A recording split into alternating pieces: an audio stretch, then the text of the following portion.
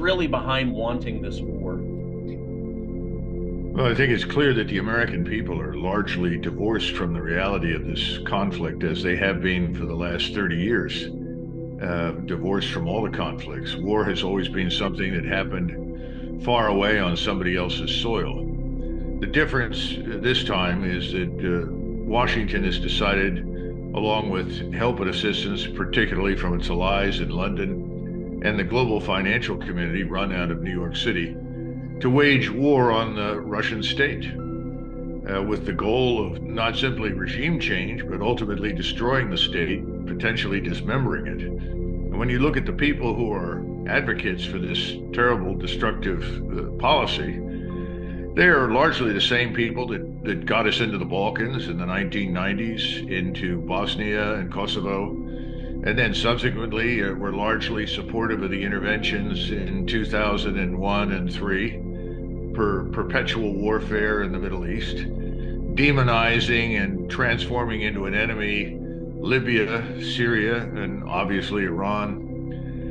This is an old story. It's the same old trope that you've been hearing. It's 1936 again. We have another potential Hitlerian state, and if we don't act, we are appeasers, and the world as we know it will end. So that's about it. But I think there's a lot of money behind this because Russia is full of trillions of dollars of resources, mineral resources, oil, gas, precious metals, agricultural. We just go down the list. There was an attempt in the 90s and in the early part of this century by people from the West, many of whom are connected to organizations like Goldman Sachs and the global financial community, to go in and effectively rape Russia and steal everything they possibly could from it. They were ultimately defeated and thrown out by Vladimir Putin, who established a new regime to bring some more stability and dignity back to the Russian state.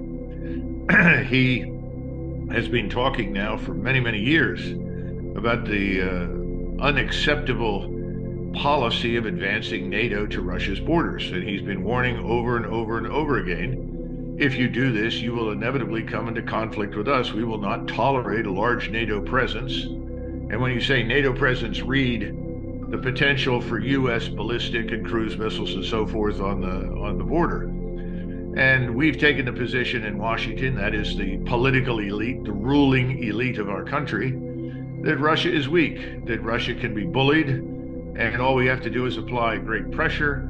And since we dominate the global financial system, we can isolate it. And this ruling political elite embraces most of both parties. And so we are embarked upon this very dangerous course of conflict and confrontation now with the Russian state and its armed forces.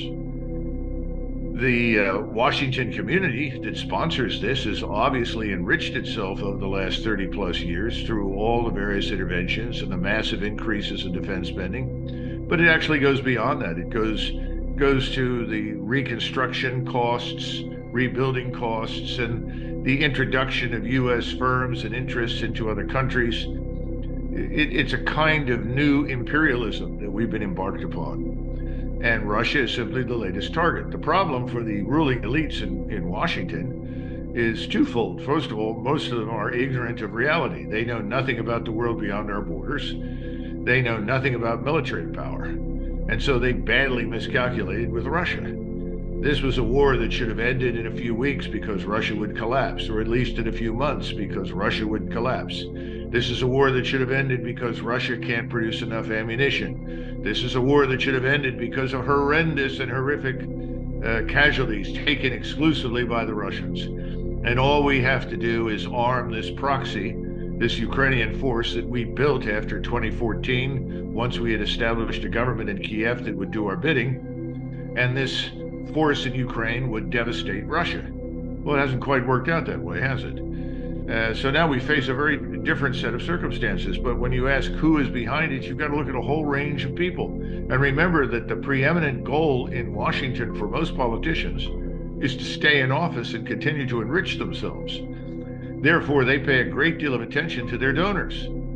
Who are the donors? You have to go and look at the oligarchic class of people that drive policy, that keep us in a state of perpetual conflict with a whole range of people and nations.